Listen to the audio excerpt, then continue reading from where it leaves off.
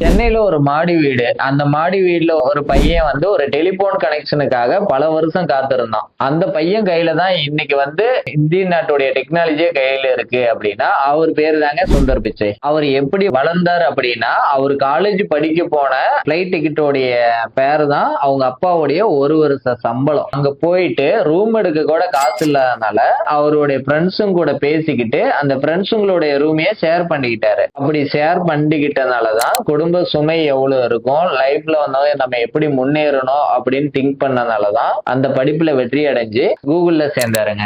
அவர் கூகுள்ல சேர்ந்ததுக்கு அப்புறம் தான் அந்த டெக்னாலஜில ஒரு நல்ல இம்ப்ரூவ்மெண்ட் கொடுத்து அந்த கம்பெனிக்கு சிஇஓங்கிற பதவிக்கு போறாருங்க. அப்படி போனதுக்கு அப்புறமேட்டுக்கு தாங்க கூகுள்ல இருந்து ஆண்ட்ராய்டு வரைக்கும் மொத்த டெக்னாலஜியும் ஒரு கைக்குள்ள அடக்கி வச்சிருக்காரு. அவர் ஒரு பிரஸ் மீட்ல சொன்னது என்னன்னா, நமக்கு என்ன பேக்ரவுண்ட் அப்படிங்கறதெல்லாம் முக்கியம் இல்லைங்க, நம்ம என்ன ஹார்ட் ஒர்க் எப்ப பண்றோம், என்ன டைமிங்ல பண்றதுதான் முக்கியம் அப்படின்னு அவர் அந்த பிரஸ் மீட்ல சொல்லியிருக்காரு. உங்களுக்கு எப்போ வாய்ப்பு வரும் அப்படின்னு தெரியாதுங்க. அப்படி ஒரு வாய்ப்பு வந்துருச்சு அப்படின்னா அந்த வாய்ப்பை கெட்டியா பிடிச்சுக்கங்க.